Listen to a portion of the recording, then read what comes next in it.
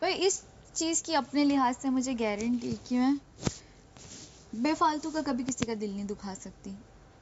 भैया ये मेरी भी आदत है, बेफालतू का नहीं, बेफिजूल में नहीं कर सकती। अगर कोई मैं छेड़ेगा किसी के साथ बोलती हूँ तो खुद से पूछती हूँ कि मैंने गलत तो नहीं किया। हाँ। लगता है कि हाँ, कल मुझे लगा तो मैं तुरंत निजी भाई से हंसी कि नहीं शिवानी तुमने कुछ ज्यादा ही बोल दिया। हाँ।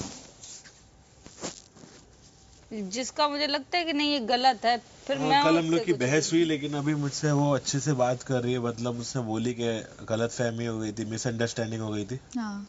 तो अभी हम लोग सही हो गए। मेरे को भी पहले स्टार्टिंग में उनका वाइफ समझ में नहीं आ रहा था, लेकिन उनको समझता है सब कुछ। इनको ना हाँ, उनकी भाषा भी मेरे को समझ में आने लगी है अभी। ऐसा ही होता है।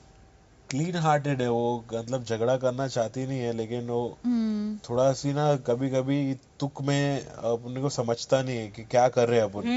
यस, जोश जोश में होश हाँ। गवाना वो है शिवा। ऐसे मेरे घर पे होता है, कभी भी अगर मेरी दीदी बैठी है या कुछ भी, अगर हम हम सोच रहे हैं, मेरे घर में यही होता है कि मेरी बात अगर मैं कुछ कह रही हूँ उस बात को बिल्कुल इग्नोर कर दो, मेरे घर में लड़ाई हो जाएगी।